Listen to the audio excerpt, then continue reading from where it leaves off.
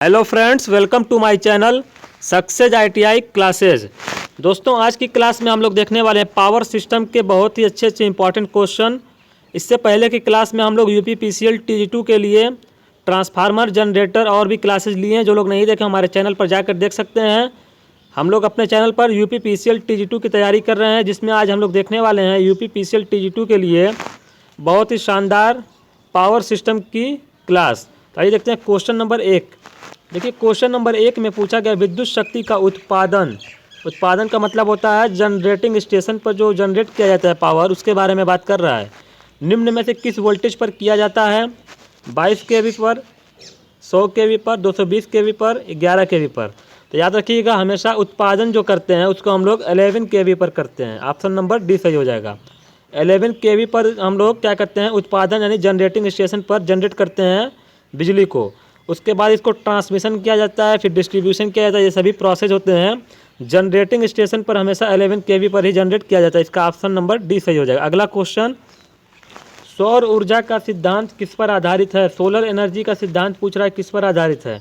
आप लोग जानते होंगे सोलर एनर्जी जो होता है वो सिलिकॉन से बनाया जाता है। सिलिकॉन हमारा सेमीकंडक्टर मटेरियल है। इलेक्ट्रॉनिक्स का क्लास हम लोग DRDO की जब तैयारी कर रहे थे तो वहाँ पे मैराथन क्लास लिए हैं। इससे पहले आप लोग नहीं देखें तो जाकर देख लीजिएगा, बहुत सी क्लासेस हमारे चैनल पर अवेलेबल हैं। तो हम लोग बात कर रहे थे सौर ऊर्जा का सिद्धांत क्या है? जल विद्युत प्रभाव। देखिए, जल विद्युत प्रभाव जो होता है वो हाइड्रो पावर प्लांट में यूज होता है। विखंडन का जो प्रभाव होता है न्यूक्लियर पावर प्लांट में यूज होता है। ताप विद्युत प्रभाव जिसको बोलते हैं थर्मल इफेक्ट, ये हमारा तापीय प्रभाव जो होता है थर्मल पावर प्लांट में यूज हो जाएगा। लेकिन ये जो ऑप्शन नंबर डी दिया हुआ है फोटोवोल्टाइक प्रभाव, फोटोवोल्टिक प्रभाव जो होता है सौर ऊर्जा के सिद्धांत पर आधारित होता है। तो इसका ऑप्शन नंबर डी सही हो जाएगा। अगला क्वेश्चन, क्वेश्चन नंबर 3 में दिया गया है पेन स्टॉक को डैमेज होने से कौन बचाता है? देखिए, पेन स्टॉक किसका भाग होता है? सबसे पहले ये मालूम होना चाहिए। तो ये होता है हमारा हाइड्रो पावर प्लांट में होता है। हाइड्रो पावर प्लांट में इस तरीके से पेन स्टॉक होता है। यहाँ से हमारी ड्राफ्ट जो पेन स्टॉक जो होता है ना वो होता है, ये होता है हाइड्रो पावर प्लांट में। ये हो गया पेन स्टॉक, ये होता है सर्ज टैंक। तो यहाँ से जब पानी जाता है कुछ एंगल पर इसको रखते हैं पेन स्टॉक को, ये हाइड्रो पावर प्लांट में। तो क्या होता है, इसी के प्रेशर को मैनेज करने के लिए सर्ज टैंक को बनाया जाता है। तो सर्ज टैंक क्या करता है? पेन स्टॉक के प्रेशर को मैनेज करता है। तो पेन स्टॉक को डैमेज होने से कौन बचाएगा? वो बचाएगा सर्ज टैंक, जो कि यही होता है सर्ज टैंक। ये है पेन स्टॉक। पेन स्टॉक को स्टील से बनाते हैं। सर्ज टैंक हमारा होता है जो यहाँ पर खाली होता है, इसमें पानी चला जाता है, प्रेशर बढ़ता है। तो कुल मिलाकर कहने का मतलब ये है कि सर्ज टैंक पेन स्टॉक को डैमेज होने से बचा लेता है। ये सभी हाइड्रो पावर प्लांट में होते हैं। हाइड्रो पावर प्लांट का मतलब होता है जल से बिजली बनाना। ओवरहेड लाइन में लाइन इंसुलेटर का क्या उद्देश्य है? इंसुलेटर का मतलब होता है इंसुलेट करना। कहने का मतलब है कि कोई दो चीज़, मान लीजिए कि एक खंभा है और उसके ऊपर से तार ले जाना है, तो दोनों के बीच कनेक्शन ना बने, खंभे में लाइन ना आए, तो उसके लिए हम लोग क्या करते हैं? इंसुलेटर लगाते हैं। इंसुलेटर हमारा किस चीज़ का बना होता है? पोर्सिलीन का बना होता है। पोर्सिलीन में बहुत से मटेरियल मिले होते हैं, हम लोग पढ़ेंगे फिर आगे नेक्स्ट क्वेश्चन में जब आएगा। तो इंसुलेटर का क्या उद्देश्य होता है? लाइन वोल्टेज को कम करना नहीं, शॉर्ट सर्किट फॉल्ट को कम करना ये भी नहीं होगा, लाइन कंडक्टर को होल्ड करना और लीकेज धारा को रोकना। इसका ऑप्शन नंबर सी सही हो जाएगा। लाइन के कंडक्टर जो होते हैं उसको इंसुलेटर में लगाकर फिक्स कर दिया जाता है, होल्ड कर दिया जाता है और लीकेज करंट को भी रोकता है। जिसका ऑप्शन नंबर सी सही हो जाएगा। अगला क्वेश्चन देख लीजिए, question number 5। Extra high tension line पर उपयोग किए जाने वाले इंसुलेटर किसके बने होते हैं? देखिए, एक्स्ट्रा हाई टेंशन, EHT का मतलब होता है एक्स्ट्रा हाई टेंशन। तो इस लाइन पर जो यूज़ होते हैं इंसुलेटर वो बने होते हैं पोर्सिलीन के। किसके? पोर्सिलीन के, जैसा कि अभी हमने बताया था। इसका ऑप्शन नंबर डी सही हो जाएगा। क्वेश्चन नंबर 6 में दिया हुआ है कि स्किन इफेक्ट किस में होता है? DC में, AC में, AC व DC दोनों में, इनमें से कोई नहीं।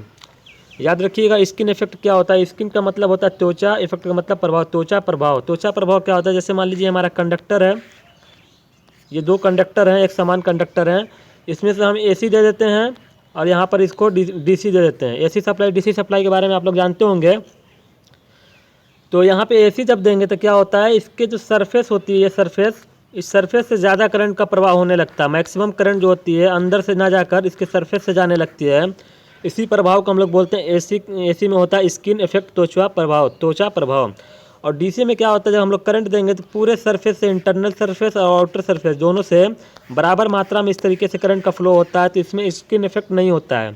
तो कहने का मतलब कि स्किन इफेक्ट किस में होता है, एसी सप्लाई में होता है। इसका ऑप्शन नंबर बी सही हो जाएगा। अगला क्वेश्चन, स्किन इफेक्ट में करंट का ज़्यादा प्रवाह होता है आंतरिक सतह पर। क्वेश्चन नंबर 7 में पूछा गया स्किन इफेक्ट जब होता है तो करंट का ज़्यादा प्रवाह कहाँ होता है। अभी हमने बताया जब एसी सप्लाई देंगे, एसी सप्लाई कंडक्टर को दीजिएगा, ये कंडक्टर है तो यहाँ से मैक्सिमम करंट जो होता है सतह से, सरफेस से ही, बाहरी सतह से प्रवाह होने लगती है, जिसको हम लोग स्किन इफेक्ट कहते हैं। तो स्किन इफेक्ट में करंट का मैक्सिमम फ्लो कहाँ से होता है, बाहरी सतह से। इसका भी ऑप्शन नंबर बी सही हो जाएगा। अगला क्वेश्चन, ट्रांसमिशन लाइन में कोरोना प्रभाव किस सप्लाई पर होता है। अब देखिए कोरोना प्रभाव, कुछ इफेक्ट होते हैं हमारे ट्रांसमिशन और डिस्ट्रीब्यूशन सिस्टम में।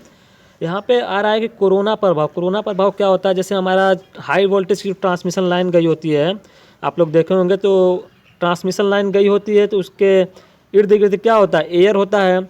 अब उस एयर की भी अपनी एक डाइलेक्ट्रिक स्ट्रेंथ होती है जो कि इतना वोल्टेज झेल सकती है। अगर बात कर लें वोल्टेज की, एयर कितना वोल्टेज झेल सकती है, तो वो होता है 21.2 kV, ये RMS में होता है। और हमारा होता है 30 kV पर सेंटीमीटर, ये होता है, ये पर सेंटीमीटर में होता है डाइलेक्ट्रिक कांस्टेंट, kV पर सेंटीमीटर। 30 kV पर सेंटीमीटर होता है, 30 kV पर mm होता है, ये होता है 30 kV पूछेगा। 30 kV मैक्सिमम में होता है, 21.2 kV RMS में होता है। ये भी क्वेश्चन आप लोग से पूछा जाता है, हमने इस क्लास में नहीं लिया, फिर हम लोग जब पावर सिस्टम का क्लास लेंगे तो इसको भी डिटेल में देखने वाले हैं।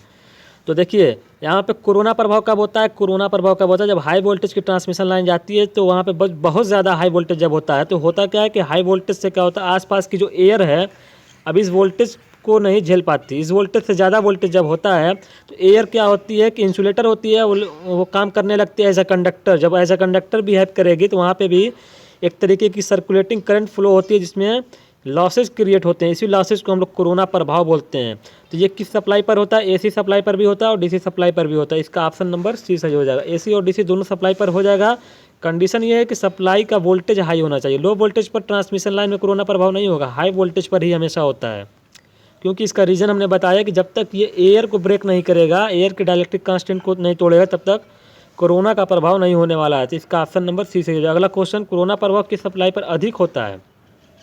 अब देखिए दो तरीके की सप्लाई, एसी सप्लाई और डीसी सप्लाई। हमने बताया कि दोनों सप्लाई पर कोरोना का इफेक्ट हो जाता है, लेकिन इसमें भी कंडीशन है। एसी में कोरोना जो होता है डीसी के कोरोना की अपेक्षा वो ज़्यादा होता है, एसी में ज़्यादा होता है और डीसी में कम होता है। तो बात कर लें कितना कम होता है, चलिए आगे हमने क्वेश्चन लिया उसको देखेंगे। तो यहाँ पे याद रखिएगा एसी में कोरोना लॉसेज ज़्यादा होता है, डीसी में कम होता है। पूछा है कोरोना पर प्रभाव किस सप्लाई पर अधिक होगा, किस सप्लाई पर अधिक होगा, एसी सप्लाई पर। तो यहाँ पे ऑप्शन नंबर ए सही हो जाएगा। अगला क्वेश्चन देखिए, डीसी पर कोरोना प्रभाव एसी पर कोरोना प्रभाव का कितना होता है। देखिए इस पर न्यूमेरिकल क्वेश्चन भी पूछे जाते हैं, थ्योरेटिकल क्वेश्चन भी आते हैं इस पर। तो डीसी पर जो कोरोना प्रभाव होता है, एसी पर कोरोना प्रभाव का कितना होता है, याद रखिएगा डीसी पर कोरोना प्रभाव होता है 1/3 एसी के कोरोना प्रभाव के, याद रखिएगा। तो अगर मान लीजिए कि एसी में हमारा 90 वाट का कोरोना लॉस हो रहा है, तो डीसी में क्या होगा, इसका 1/3 होगा, 30 वाट का ही होगा। कहने का मतलब क्या था, डीसी पर कम होता है, एसी पर ज़्यादा होता है। तो इसका जो इफेक्ट होता है 1/3 होता है डीसी पर कोरोना प्रभाव का, एसी के कंपेयर में। तो यहाँ पे कौन सा ऑप्शन मैच कर रहा है, डीसी पर कोरोना प्रभाव क्या हो जाएगा, एसी पर कोरोना प्रभाव का 1/3। इसका ऑप्शन नंबर सी सही हो जाएगा। अगला क्वेश्चन, हाई वोल्टेज पर 11 नंबर क्वेश्चन देखिए, हाई वोल्टेज पर ट्रांसमिशन पर क्या फ़ायदे हैं। देखिए हाई वोल्टेज पर ट्रांसमिशन हम लोग करते हैं, ट्रांसमिशन जैसे कि हमने बताया था अभी फर्स्ट क्वेश्चन में कि 11 kV पर जनरेशन कर लिया। अब इस 11 kV पे हम लोग जनरेट कर लिए हैं, अब इस 11 kV को हम लोग को भेजना होता है। जैसे कि हम लोग जनरेटिंग स्टेशन जो बनाते हैं वो कहीं बहुत दूर दराज का एरिया होता है। ऐसा तो है नहीं कि हमारे शहर में कहीं जनरेटिंग स्टेशन बनाया गया है, तो ऐसा नहीं होता है। क्या होता है, बहुत दूर दराज के पहाड़ी हिली एरियाज़ में इसको सिचुएटेड किया जाता है। तो फिर वहाँ पर 11 kV पर जब जनरेशन कर लेते हैं, तो जनरेशन करने के बाद उसको हमारे घरों तक पहुँचाना होता है। तो उसके अंतर्गत बहुत से प्रोसेस आते हैं, जैसे प्राइमरी ट्रांसमिशन होता है, फिर सेकेंडरी ट्रांसमिशन, फिर आता है प्राइमरी डिस्ट्रीब्यूशन और सेकेंडरी डिस्ट्रीब्यूशन, उसके बाद हमारे घरों तक सप्लाई आती है। तो कहने का मतलब था कि उसको पहले हम लोग क्या करते हैं, हाई वोल्टेज पर ट्रांसमिशन करते हैं। जैसे 11 kV पर जनरेट करने के बाद इसको हम लोग 132 kV 132 kV या तो और भी इससे ज़्यादा हो गया 765 kV। कहने का मतलब है कि इसको बहुत ज़्यादा हाई वोल्टेज पर ट्रांसमिशन करते हैं। अब हाई वोल्टेज पर ट्रांसमिशन क्यों करते हैं, उसका भी रीज़न है।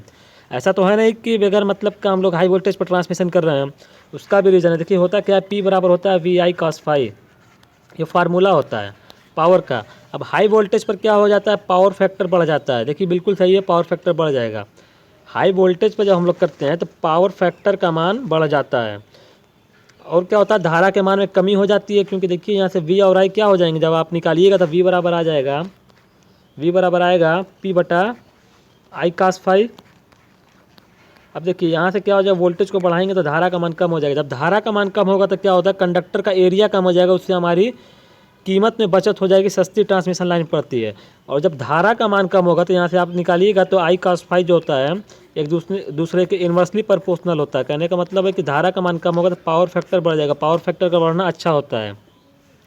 और अब तक ट्रांसमिशन लाइन सस्ती पड़ेगी। तो यहाँ पे आप लोग देख रहे होंगे सभी ऑप्शन मैच कर रहे हैं, ऑप्शन नंबर डी सही हो जाएगा। आइए अगला क्वेश्चन देख लेते हैं, क्वेश्चन नंबर 12। हमेशा ट्रांसमिशन हाई वोल्टेज पर ही करते हैं। हाई वोल्टेज पर ट्रांसमिशन के बहुत से एडवांटेज होते हैं। जब हम लोग थ्योरी की क्लास पढ़ेंगे तो उसमें हम लोग देखेंगे डिटेल में कि हाई वोल्टेज पर ट्रांसमिशन के कौन कौन से एडवांटेज है। अभी तो दो तीन एडवांटेज हम लोग देखे हैं, लेकिन अभी बहुत से एडवांटेज होते हैं जो हम लोग पढ़ेंगे थ्योरी की क्लास में कभी। तो आइए देखते हैं क्वेश्चन नंबर 12 में दिया हुआ शॉर्ट ट्रांसमिशन लाइन में कौन सा रिले उपयोग किया जाता है। देखिए 3 तरीके की लाइन होती है हमारी। एक होती है शॉर्ट ट्रांसमिशन लाइन, एक होती है लॉन्ग ट्रांसमिशन लाइन, एक होती है medium transmission line. Short transmission line में जो कौन सा रिले यूज होता है, शॉर्ट ट्रांसमिशन लाइन में हमेशा प्रतिघात रिले यूज होता है, जिसको बोलते हैं रिएक्टेंस रिले। कौन सा रिले, रिएक्टेंस। याद रखिएगा, रिएक्टेंस रिले को बोलते हैं प्रतिघात रिले। यही रिले हमारा शॉर्ट ट्रांसमिशन लाइन में उपयोग किया जाता है। क्वेश्चन नंबर 13 में पूछा मध्यम ट्रांसमिशन लाइन में कौन सा रिले उपयोग किया जाता है। मध्यम ट्रांसमिशन लाइन में प्रतिबाधा रिले, ऑप्शन नंबर बी सही हो जाएगा, जिसको बोलते हैं मोर। प्रतिबाधा रिले को बोलते हैं हम लोग इम्पीडेंस रिले। क्या बोलते हैं, इम्पीडेंस रिले। इम्पीडेंस रिले को बोलते हैं प्रतिबाधा रिले। इसी को हम लोग यूज़ करते हैं कहाँ, मीडियम ट्रांसमिशन लाइन में, मध्यम ट्रांसमिशन लाइन में। अब वही अगले क्वेश्चन पर, क्वेश्चन नंबर 14 में दिया हुआ लॉन्ग ट्रांसमिशन लाइन में कौन सा रिले यूज होता है। देखिए लॉन्ग ट्रांसमिशन लाइन में जो उपयोग होने वाला रिले है वो है मोह रिले। कौन सा, मोह रिले। इसका ऑप्शन नंबर ए सही हो जाएगा। फ्यूज को कहाँ जोड़ा जाता है, क्वेश्चन नंबर 15 में पूछा गया है। देखिए फ्यूज को कहाँ जोड़ा जाता है, समांतर क्रम में, लाइन के श्रेणी क्रम में, लाइन के कोनों पर किसी भी क्रम में जोड़ सकते हैं। हमेशा याद रखिएगा फ्यूज का मेल्टिंग पॉइंट हमेशा लो रखते हैं। मेल्टिंग पॉइंट लो क्यों रखते हैं, मेल्टिंग पॉइंट वह पॉइंट होता है जिस पर कोई भी मटेरियल पिघल जाएगा। तो हम लोग फ्यूज को श्रेणी क्रम में लगाकर और लो मेल्टिंग पॉइंट का इसलिए यूज़ करते हैं कि अगर ओवर करंट फ्लो हो तो वो क्या हो जाए, हीट होकर पिघल जाए, गल जाए, इसलिए उसका मेल्टिंग पॉइंट हमेशा लो रखते हैं फ्यूज का। और इसको कैसे जोड़ते हैं, लाइन के श्रेणी क्रम में। इसका ऑप्शन नंबर बी सही हो जाएगा। अगला क्वेश्चन देखिए, हम थोड़ी स्पीड अपनी इसलिए ज़्यादा रखते हैं, कोशिश तो करते हैं कि जितना भी क्वेश्चन से रिलेटेड समझाया जा सकता है उसको समझाया जा सके, ताकि आप लोग को क्वेश्चन का कॉन्सेप्ट क्लियर हो जाए कि ये क्वेश्चन का आंसर ये क्यों होगा।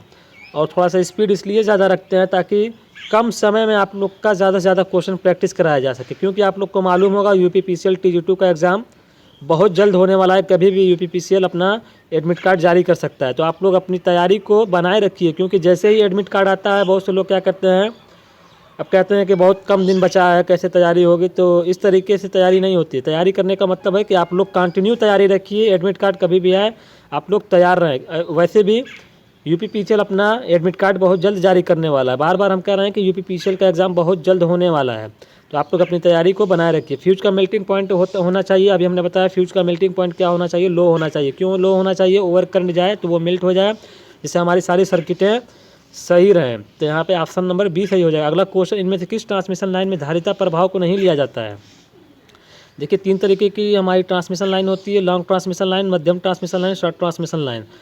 जो हमारा शॉर्ट ट्रांसमिशन लाइन होती है इसमें हम लोग कैपेसिटेंस के इफेक्ट को नहीं लेते हैं, कैपेसिटेंस के इफेक्ट को नेगलेक्ट कर देते हैं। यहाँ पे ऑप्शन नंबर सी सही हो जाएगा। शॉर्ट ट्रांसमिशन लाइन में बात कर लिया जाए, शॉर्ट ट्रांसमिशन लाइन कितने किलोमीटर होती है, 80 किलोमीटर तक की रेंज में जो होता है उसको हम लोग बोलते हैं शॉर्ट ट्रांसमिशन लाइन।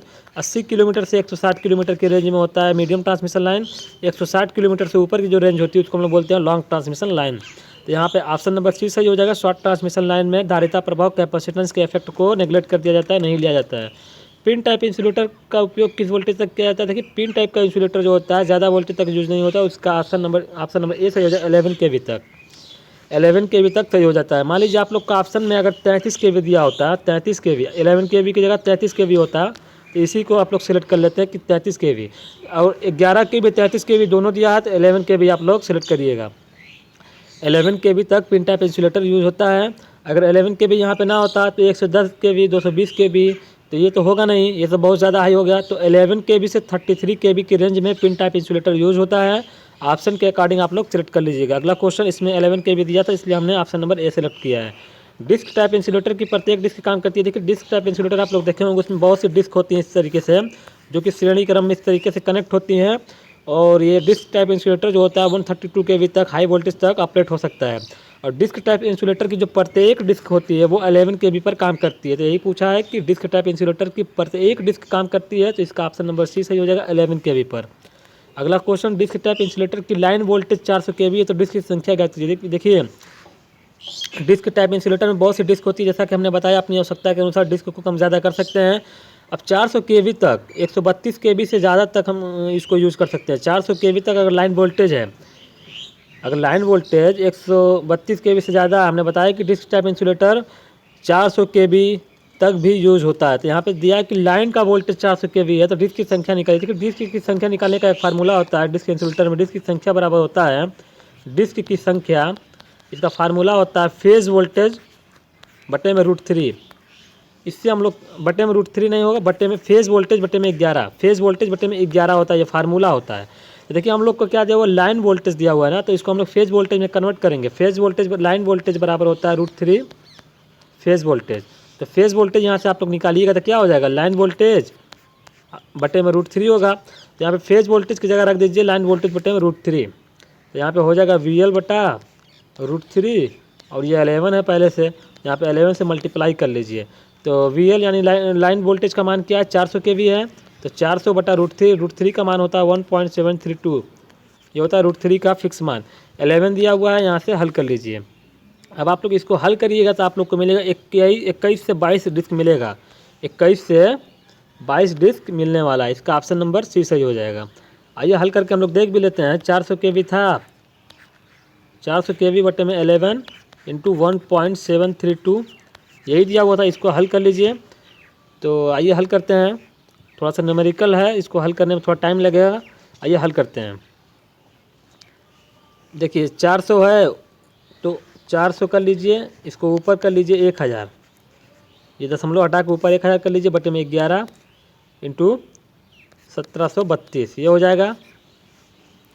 अब इसको हल करिए, इसको काटिए, 11 33, 7 बचेगा 0, 11 छक्का 66, मान लीजिए 37 तक ये आ जाएगा 37, और ये हो जाएगा 1000।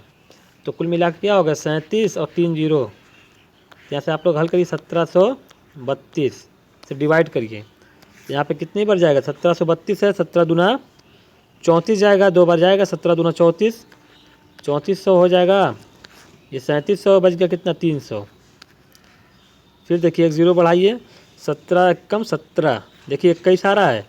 हमने बताया कि 21 पॉइंट समथिंग आएगा, तो यहाँ पे 21 से 22 डिस्क ही यूज़ हो जाएगी। अगला क्वेश्चन, शॉर्ट ट्रांसमिशन लाइन की लंबाई कितनी माना जाता है? देखिए अभी हमने बताया शॉर्ट ट्रांसमिशन लाइन की लंबाई होती है 80 किलोमीटर तक, 80 किलोमीटर तक। इनमें से कौन ट्रांसमिशन वोल्टेज नहीं, ट्रांसमिशन वोल्टेज होता है, एक होता है डिस्ट्रीब्यूशन वोल्टेज, एक होता है ट्रांसमिशन वोल्टेज, एक होता है डिस्ट्रीब्यूशन वोल्टेज। वो भी स्टैंडर्ड जो ट्रांसमिशन वोल्टेज होते हैं हमारे, वो होते हैं 33 kV, फिर आता है 220 kV, 132 kV, 765 kV। ये सब हमारे स्टैंडर्ड ट्रांसमिशन वोल्टेज है, जिसमें हमारा 132 kV हो जाएगा, 765 kV हो जाएगा, 33 kV हो जाएगा। लेकिन 180 kV जो दिया हुआ है ये हमारा स्टैंडर्ड ट्रांसमिशन वोल्टेज नहीं है। इसका ऑप्शन नंबर डी सही हो जाएगा। अगला क्वेश्चन, इनमें से कौन डिस्ट्रीब्यूशन लाइन का वोल्टेज है? देखिए डिस्ट्रीब्यूशन में जो वोल्टेज होता है वो कम होता है, ट्रांसमिशन में ज़्यादा होता है। 132 kV, 765 kV, 220 kV, ये सभी हमारे क्या हैं, ट्रांसमिशन के वोल्टेज है। हाई वोल्टेज पर ट्रांसमिशन किया जाता है। और 230 वोल्ट जो दिया हुआ है ये वोल्ट में दिया हुआ है। देखिए 230 वोल्ट, केवी में नहीं, ये वोल्ट में, ये हमारा डिस्ट्रीब्यूशन का वोल्टेज है। डिस्ट्रीब्यूशन में हमारा 2 वोल्ट होता है, या तो हमारा 430 वोल्ट होगा या 230 वोल्ट होगा। तो ये हमारे डिस्ट्रीब्यूशन में लो वोल्टेज होते हैं। इनमें से कौन इंसुलेटर का प्रकार नहीं? ये पिन टाइप इंसुलेटर तो होता ही है, जैसा हमने देखा था। अभी पिन टाइप इंसुलेटर की रेंज जो होती है 11 से 33 kV तक होती है। ऑप्शन के अकॉर्डिंग हम लोग सिलेक्ट कर लेते हैं।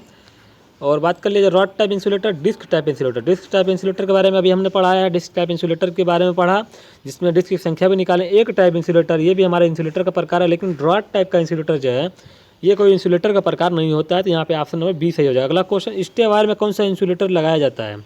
स्टे वायर को आप लोग जानते होंगे, जैसे मान लीजिए हमारा पोल है, पोल यहाँ पे एंड हो रहा है, मान लीजिए ये मोड़ है यहाँ पर, तो यहाँ पे मोड़ जब होता है तो यहाँ से तार खींचना होता है, फिर तो ये झुक सकता है। तो यहाँ पे हम लोग क्या करते हैं, इसके लिए इस तरीके से एक वायर कनेक्ट करके इसको ज़मीन में गाड़ देते हैं, तो इसको बोलते हैं स्टे वायर। ये क्या करता है, दो काम करता है।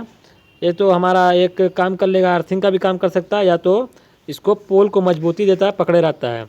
तो यहाँ पे जो इंसुलेटर लगाते हैं, इससे कुछ ऊंचाई पर इस तरीके से इंसुलेटर यहाँ लगाया जाता है स्टे वायर में, उसको हम लोग बोलते हैं एग इंसुलेटर। कौन सा insulator? Egg insulator, option number C. अंतिम खंभे के बाद बढ़ाए गए केबल का क्या उपयोग है? देखिए, अंतिम खंभा जो होता है उसके बाद कुछ हम लोग केबल बढ़ाते हैं, उसका उद्देश्य क्या है? वोल्टेज परीक्षण के लिए नहीं, अर्थिंग लाइन के लिए, अतिरिक्त तार को बांधने के लिए, खंभे को झुकने से बचाने के लिए। इसका ऑप्शन नंबर डी से, जो खंभे को झुकने से बचाने के लिए, जैसा अभी हमने बताया, हम लोग थोड़ा सा केबल बढ़ा लेते हैं। इसका ऑप्शन नंबर डी सही हो जाएगा। उप स्टेशन में, सब स्टेशन जिसको बोलते हैं, निम्नलिखित में से कौन सा घटक शक्ति गुणांक सुधारने के लिए प्रतिक्रियात्मक शक्ति प्रदान करता है? देखिए, इसमें से सीटी दिया हुआ, इसका मतलब होता है करंट ट्रांसफार्मर, पीटी का मतलब होता है पोटेंशियल ट्रांसफार्मर, शंट कैपेसिटर और शंट प्रतिरोध दिया हुआ है। तो ये दोनों जो होते हैं हमारे सीटी और पीटी जो होते हैं, ट्रांसफार्मर जो वोल्टेज और करंट की रेंज बढ़ाने के लिए यूज़ किए जाते हैं, सीटी और पीटी डीसी में।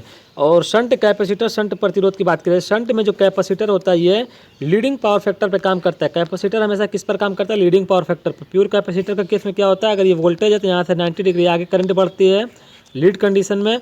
लीडिंग की कंडीशन इसको बोलते हैं लीडिंग के कैपेसिटर, लीडिंग कंडीशन। तो यहाँ पे जो कैपेसिटर होता है लीडिंग पर काम करता है, तो शक्ति गुणांक को सुधार सकता है। तो यहाँ पे हमारा शक्ति गुणांक सुधारना है तो किसका यूज़ करेंगे हम लोग? इसको यूज़ करेंगे शंट कैपेसिटर का, shunt capacitor, option number C. अगला क्वेश्चन, BIS के अनुसार किसी संस्थापन में पूर्ण भार की अवस्था में अधिकतम वोल्टेज ड्रॉप किससे ज़्यादा नहीं होना चाहिए? देखिए, वोल्टेज ड्रॉप जो अधिकतम है, एकदम मैक्सिमम, वो 10% से ज़्यादा नहीं होना चाहिए। इसका ऑप्शन नंबर ए सही हो जाएगा। अगला क्वेश्चन, BIS के अनुसार किसी भी संस्थापन में अनुमत रिसाव धारा, लीकेज करंट, पूर्ण विद्युत धारा का कितना होता है? देखिए, एक हमारा होता है लीकेज करंट, मतलब कि जैसे हमारी करंट जा रही है कोई कंडक्टर से, इंसुलेशन फेल हो गया तो वहाँ से करंट लीकेज होने लगती है, तो उसका जो मान लिया गया है ब्यूरो के अनुसार, bureau of Indian standard, BIS का फुल फॉर्म होता है ब्यूरो ऑफ इंडियन स्टैंडर्ड। इसके अनुसार जो अनुमत रिसाव धारा है, विद्युत धारा, लीकेज करंट बोलते हैं रिसाव धारा को, इसका जो मान होता है पूरी करंट का 1/5000 होता है। 1/5000वां भाग होता है। जैसे कि हमारा 10 एम्पियर की करंट है तो यहाँ से जो लीकेज बनेगा उसका 5000वां भाग ही बनेगा। बहुत कम बनता है, ज़्यादा लीकेज नहीं, करंट नहीं होता है, और लीकेज करंट होना भी नहीं चाहिए, इससे नुकसान होता है। तो यहाँ पे ऑप्शन नंबर 29 का हो जाएगा। ऑप्शन नंबर कौन सा सही हो जाएगा? क्वेश्चन नंबर 29 का ऑप्शन नंबर सी सही हो जाएगा, 1/5000। अगला क्वेश्चन और आज का लास्ट क्वेश्चन है कि ट्रांसमिशन की कैपेसिटी निम्नलिखित में से किसके साथ बढ़ती है? देखिए, कैपेसिटी बढ़ाना है, वोल्टेज बढ़ती है लेकिन पावर फैक्टर घटता है। वोल्टेज बढ़े, पावर फैक्टर दोनों घट जाए, वोल्टेज घटे, पावर फैक्टर बढ़े। जब वोल्टेज तथा पावर फैक्टर दोनों बढ़ते हैं। हमने बताया था कि ट्रांसमिशन में हम लोग हमेशा हाई वोल्टेज पर ट्रांसमिशन करते हैं, तो वोल्टेज को तो हाई करना होगा, तभी ट्रांसमिशन की कैपेसिटी बढ़ेगी, क्षमता बढ़ेगी। अब बात करते हैं कि पावर फैक्टर की। हमने ये भी बताया था कि P बराबर होता है VI cos ∅। जब हम लोग वोल्टेज बढ़ाते हैं तो करंट का मान बढ़ जाता है। जब करंट का मान बढ़ता है तो हमारी कीमत सस्ती हो जाती है। तो क्षमता बढ़ाना है, अगर दक्षता बढ़ाना है, क्षमता बढ़ाना है, तो क्या करेंगे? वोल्टेज को बढ़ाना होगा। वोल्टेज बढ़ाएंगे तो धारा बढ़ेगी, धारा बढ़ेगी तो पावर फैक्टर, धारा नहीं, वोल्टेज बढ़ाएंगे तो धारा कम होगी, और जब धारा कम होगी, देखिए हमने क्या बताया कि ट्रांसमिशन को सस्ता बनाना है, एफिशिएंट बनाना है, कैपेसिटी बढ़ाना है, तो हाई वोल्टेज पर ट्रांसमिशन करना होगा। तो ये तो एक कन्फर्म है कि हाई वोल्टेज होगा। अब पावर फैक्टर की बात करेंगे, वोल्टेज जब बढ़ाएंगे धारा का मान कम होगा। यहाँ से आप लोग निकालिएगा तो V इन्वर्सली प्रोपोर्शनल मिलेगा I के। वोल्टेज को बढ़ा दीजिए, करंट का मान कम होगा। करंट का मान कम होने से क्या हो जाएगा? ट्रांसमिशन लाइन सस्ती पड़ती है, पतला कंडक्टर यूज हो सकता है, कीमत में बचत होती है मटेरियल के, तो क्या होता है? ट्रांसमिशन लाइन सस्ती पड़ती है। अब जब धारा का मान कम हो गया तो यहाँ से आप लोग निकालेंगे तो I इन्वर्सली प्रोपोर्शनल हो जाएगा cos ∅ के। धारा का मान कम हो गया तो यहाँ से हमारा पावर फैक्टर का मान भी बढ़ जाता है। तो कहने का मतलब कि वोल्टेज भी बढ़ेगा और पावर फैक्टर भी बढ़ेगा, तो हमारा कैपेसिटी ट्रांसमिशन लाइन की बढ़ जाती है। ये हमारा एडवांटेज होता है। तो यहाँ पे ऑप्शन नंबर डी सही हो जाएगा। तो दोस्तों, आज की क्लास में हम लोगों ने पावर सिस्टम के बहुत ही अच्छे इंपॉर्टेंट क्वेश्चन, जिस तरीके के क्वेश्चन यूपीपीसीएल में पूछे जा सकते हैं, आप लोग अगर उठाकर देखेंगे, पिछले साल का क्वेश्चन, तो इसी तरीके का क्वेश्चन पूछा जाता है। तो दोस्तों, फिर मिलेंगे नेक्स्ट वीडियो में, तब तक के लिए बहुत बहुत धन्यवाद।